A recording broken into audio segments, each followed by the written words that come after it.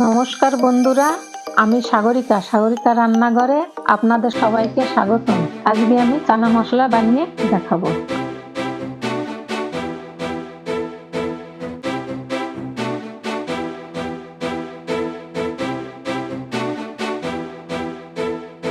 কড়াইতে তেল দিয়ে দিচ্ছি, পনিরগুলো ভেজে নেব।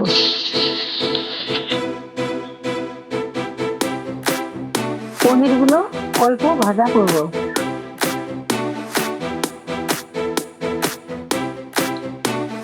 পনিরগুলো ভাজা হয়ে গেছে, এবার আমি নামিয়ে নিচ্ছি। খুব বেশি ভাজলাম না, একটু লাল হয়েছে।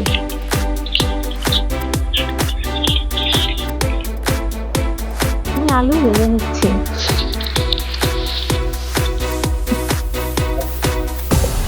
আলু ভাজার মধ্যে আমি একটু লবণ দিলাম ও একটু হলুদ দিলাম। আলুগুলো ভাজা হয়ে গেছে, এবার আমি তুলে নিচ্ছি।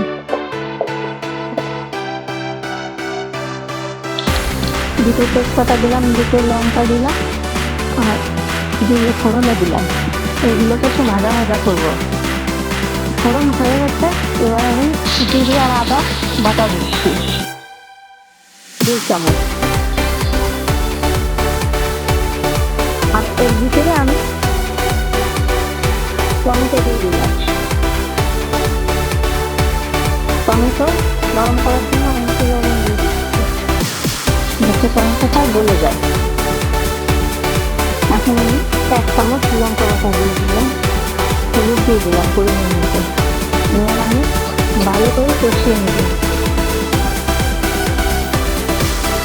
অল্প জালে কষিয়ে নিতে হবে। মশলা থেকে তেল ছেড়ে দিয়েছে, এবার আলু ভেজে রেখেছিলাম দিয়ে দিচ্ছি।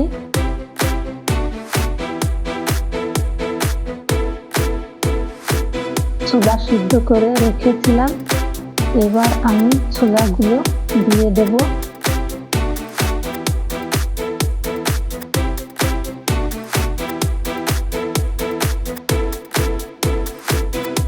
এবার স্বাদ মতো লবণ দিলাম। এবার ভালোভাবে কষে নেব। কষানো হয়ে গেছে, এখন গরম জল দিলাম। এবার ভেজে রাখা পনির গুলো দিয়ে দিলাম।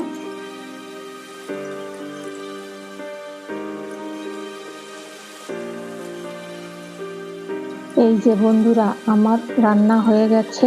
বন্ধুরা, আমার ভিডিও দেখে ভালো লাগে লাইক, শেয়ার, কমেন্ট আর একটা সাবস্ক্রাইব করে পাশে থাকবেন। পুরো ভিডিও দেখার জন্য ধন্যবাদ।